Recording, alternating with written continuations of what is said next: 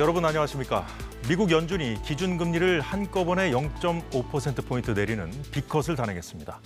세계 경제의 향방을 좌우할 열쇠를 쥔 미국 연준이 지금 상황을 어떻게 보고 있는지 짚어보겠습니다.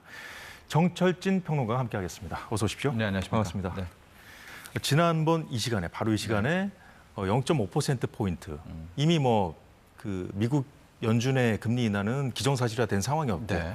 0.5%포인트 낮춰야 된다고 하셨어요. 네. 그러니까 전망이라기보다는 좀 본인의 어떤 기대 당위적인 거죠. 네. 말씀을 하셨는데 그렇게 됐네요. 맞습니다. 예. 좀 연준이 실기했다 이렇게 보여지고 있는데요. 그때도 말씀드렸지만 연준이 7월에 일단 0.25%포인트를 인하하고 예. 실은 시작했어야 됐다라고 보여지고 있는데 7월에 거의 인하 사인을 주지 않았고 8월 잭슨홀 미팅에 와서야 됐지 않습니까? 네. 이제 그리고 9월이 됐는데 지금 연준은 계속해서 이야기하는 것이 경기가 나쁜 건 아니다. 경기가 나쁠까 봐 내리는 거다라는 건데 예. 많이 좀 뭐라고 할까요? 좀 두려워했다 이렇게 저는 읽었습니다. 왜냐하면 만약 이번에 0.25%포인트를 인하를 했는데 예. 이후에 나오게 될 경제 지표들이 망가져 버린다. 이래 버리면 이제 걷잡을 수 없게 되는 거 아니겠습니까? 그래서 네. 이제 일종의 좀 강력한 0.5%포인트 빅컷을 통해 가지고 이제 그동안의 어떤 자신들이 향했던 비난도 좀 예. 커버하고 조금 더 확실한 좀 경기 부양의 의지를 보이지 않았나 이렇게 보고 있습니다. 자, 그렇다면 미국 연준이 빅컷을 단행하면서 발표한 내용을 좀 짚어보면 네. 자, 어떤 의미에서 이번 조치를 취한 건지 우리가 짚어볼 수 있지 않겠습니까? 그렇습니다. 왜 금리를 내렸는가? 일단 우리가 생각해 볼 수 있는 거는 경기가 나쁘니까 내리는 게 있겠고요. 네. 지금 연준은 아니야. 경기가 나쁠까 봐 내리는 거. 이제 이 두 개에 대해서 시장은 반신반의하고 있는 건데 제롬 파월 연준 의장은 일단 두 가지 포인트. 중앙은행의 책무죠. 네. 물가와 고용에 있어서 그래도 조금 다른 목소리를 냈습니다. 첫 번째, 물가 부분에 있어서는 네. 컨피던트, 자신 있다. 지금 완벽하게 2%대로 떨어진 거는 아니지만 예. 2.9, 2.7, 2.5 물가의 추세 자체가 떨어지고 있기 때문에 인플레이션에 대해서만큼은 자신한다. 그랬기 때문에 금리 내린 거겠죠. 완벽하게 잡은 건 아니지만, 예, 아니지만. 잡을 자신이 있다는 거죠. 맞습니다. 그다음 또 하나가 경기인데 이제 고용이라고 우리가 표현을 하지 않습니까? 예. 두 번째 책무잖아요. 고용과 경기. 이 부분에 있어서는 어느 정도 살짝 시인을 했어요.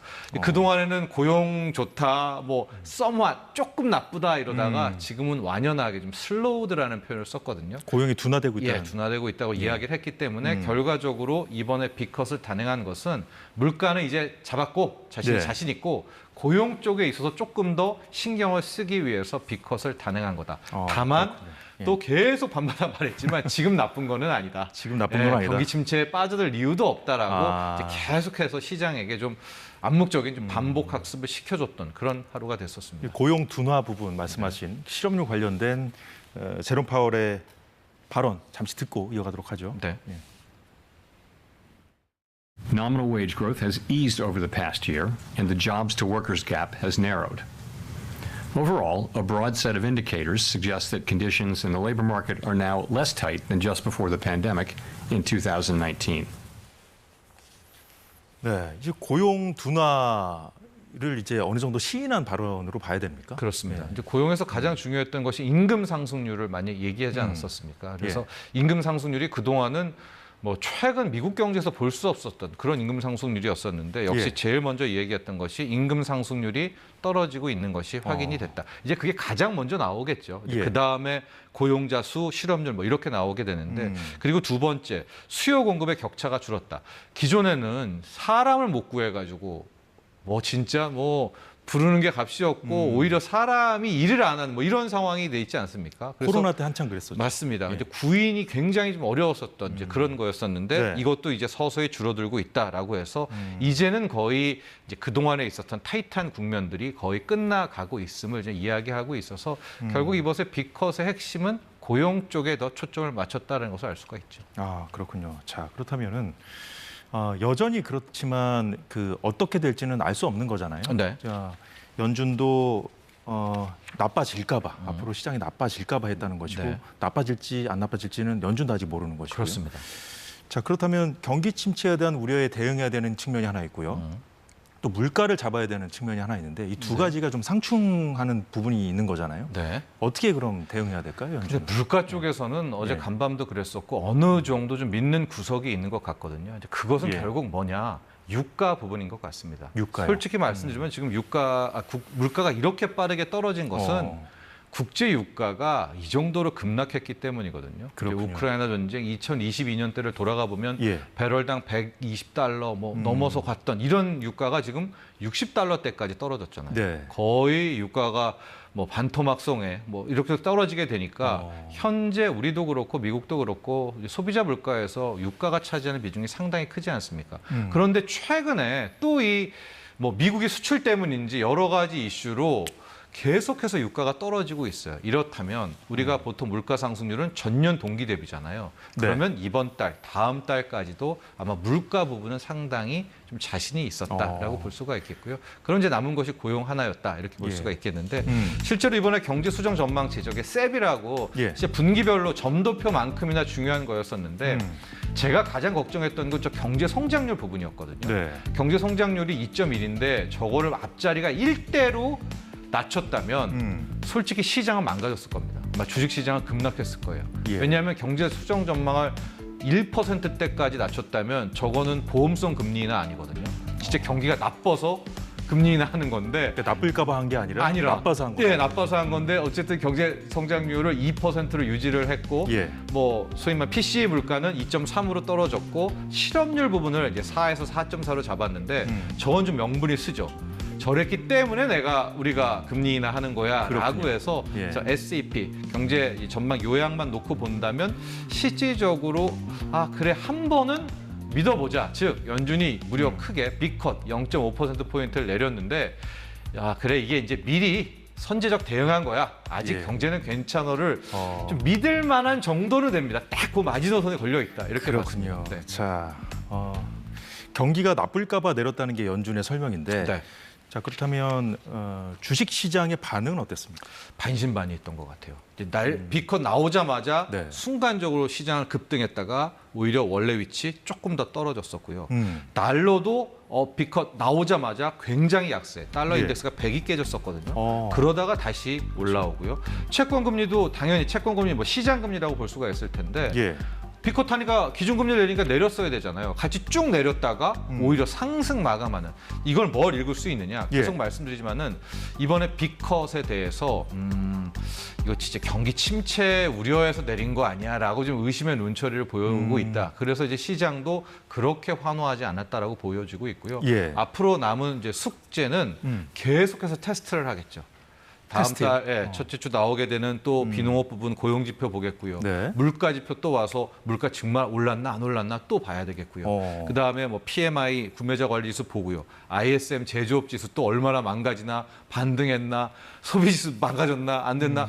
그러니까 앞으로 상당히 나올 지표를 놓고 예. 또 시장은 일희일비할 거다라고 볼 수가 있는데 예. 우리가 보통 금리 인하의 통화 정책의 경로는 두 개, 즉 자산 시장으로 가기도 하고요.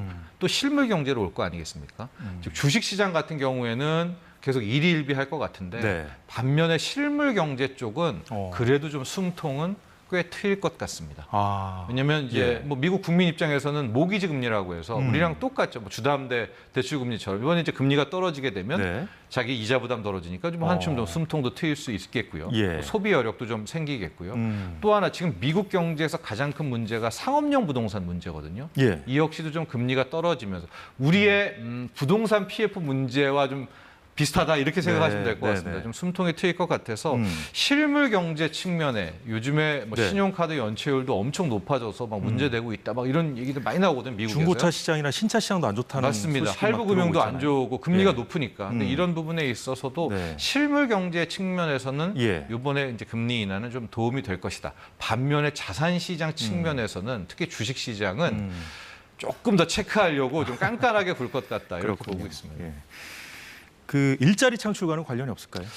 글쎄요, 이제 현재로서 저는 고용은 한번 다운사이드에 접어들었기 때문에 예. 이번 금리 인하가 어떤 새롭게 고용을 또 과거로 좋게 만든다기보다는 네. 크러쉬가 안 나게 그러니까 서서히 연착륙하는 그런 부분이기 때문에 저는 오히려 이제 고용은 뭐를 좋게 만든다기보다는 네. 잘 연착륙하는 덜 나빠지게 하는 효과가 있지 않을까 이렇게 보고 있습니다. 그렇군요. 자, 이제 뭐 실업률을 걱정하는 상황에서 네. 돈을 푼다고 해서 뭐 고용이 다시 일자리 창출되고 고용이 높아지긴 좀 어렵다, 그렇죠. 기대하기는 어렵다 이런 맞습니다. 말씀이시군요. 네. 자, 일단 그 한국은행 같은 경우 이제 기준금리를 내심 인하하고 싶어 했었잖아요. 네. 근데 이제 미국 연준이 이제 금리 인하를 이제 이렇게 B컷으로 정했으니까 좀 어떻습니까? 이제 10월에 네. 있거든요. 이제 9월에 없고 한국은행 금통위가 예. 있는데 이게 원래는 굉장히 예측하기 쉬운 게임입니다. 왜냐하면 미국이 0.25도 아니고 0.5%포인트 금리 인하를 했지 않습니까? 예. 근데 우리 한국은행 입장 같은 경우에는 지금 우리 경기가 엄청 안 좋아요. 근데 반면에 물가는 지금 2%대까지 떨어지는 상황이기 때문에 미국이 금리 내렸어? 바로 우리 금리 내리면 되고 아마 이 정도 상황이었으면 과거 여느 때라면 예. 다음 달에 한국은행 금리 내릴 겁니다. 벌써 뭐 엊그제 보니까 뭐 심지어 우리도 비컷 할 겁니다. 뭐 이렇게 이야기가 나오기는 하는데 네.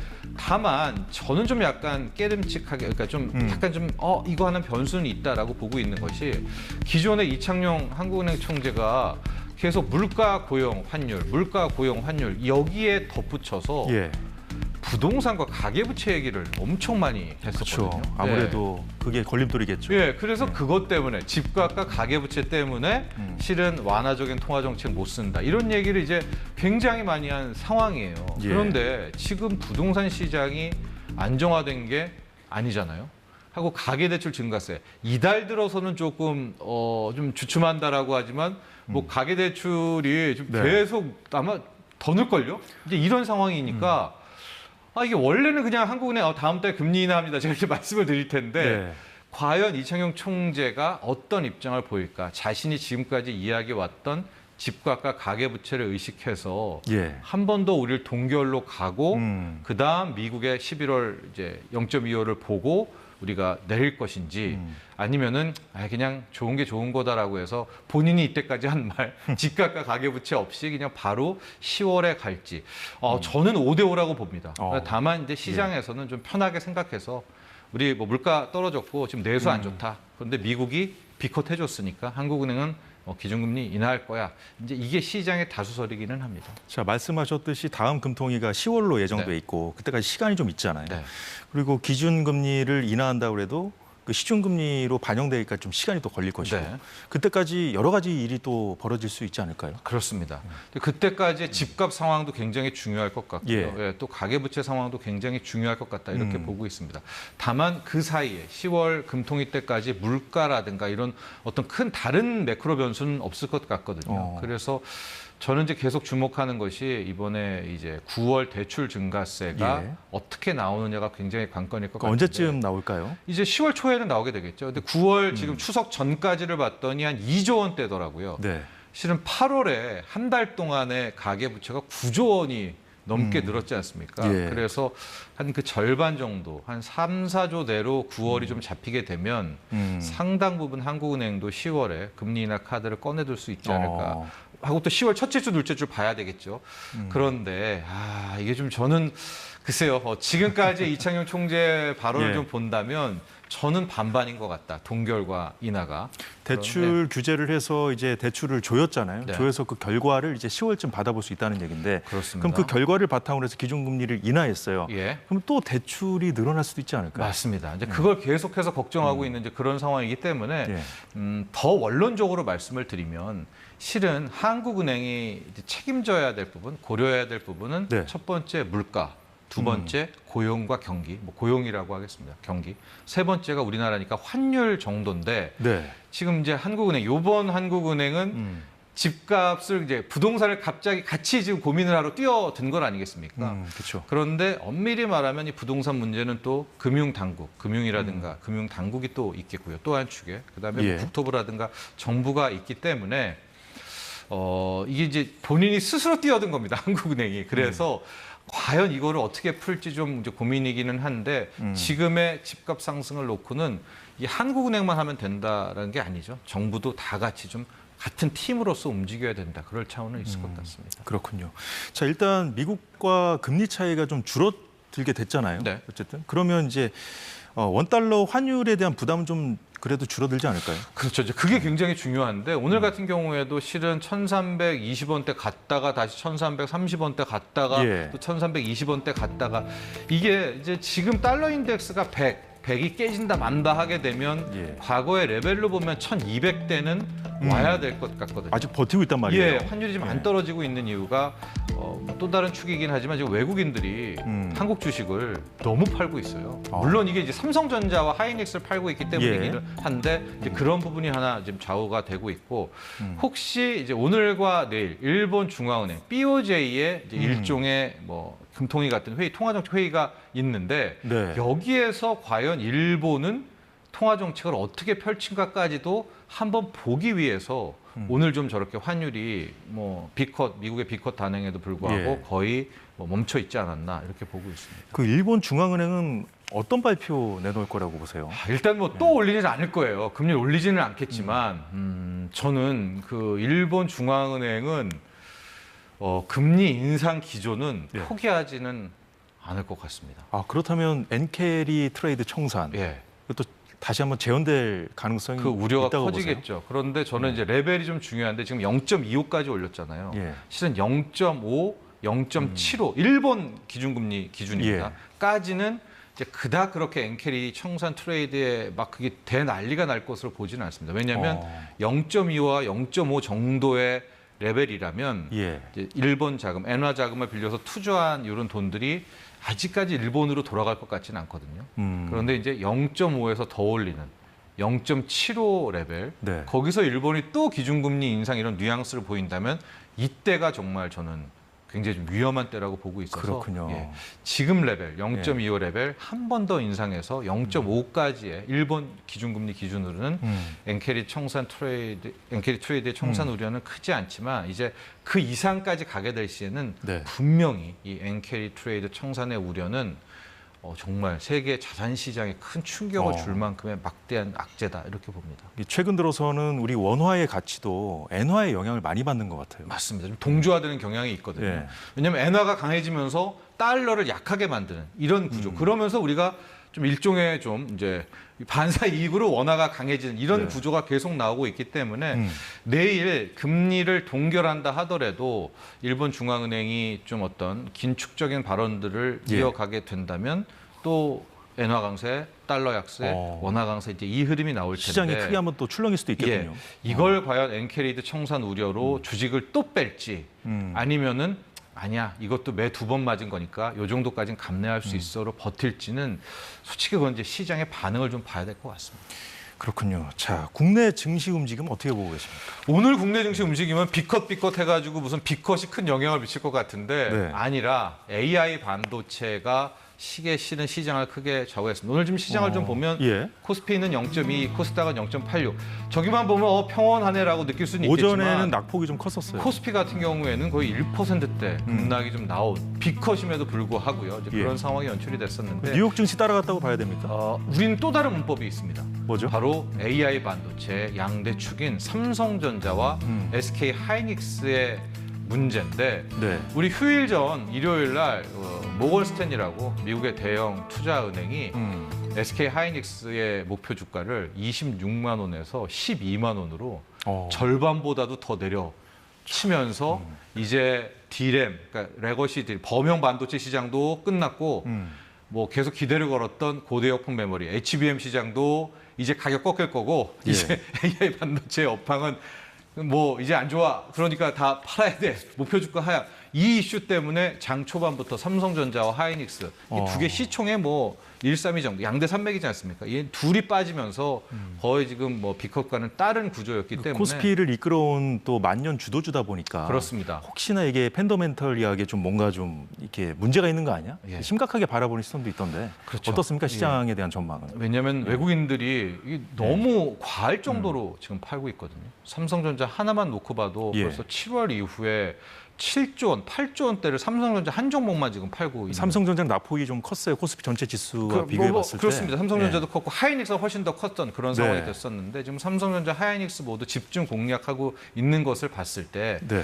결국 이게 뭐 AI 산업의 문제로나 우리가 AI 시대로 가는 여기에 대해 어떤 문제가 있는 것은 아니고 기존의 현재 AI 반도체 주식들에 대한 그 주가에 대해서는 일단 외국인들 큰 손들은 인정할 수 없다. 일단 팔겠다라는 이제 그런 시선을 좀 느낄 수가 있었습니다. 반면에 이제 코스닥 같은 경우에는 바이오가 역시 금리나 수혜를 통해서 이끌어가면서 이제 나름 이제 상승을 했던 그런 모양새 보였습니다. 예, 이제 끝으로 미국 연준으로 다시 돌아가서요. 이제 그 다음 FOMC 회의 때 나오는 발언을 봐야 이제 방향성을 어느 정도 우리가 좀 더 좀 제대로 알 수 있을 텐데 네.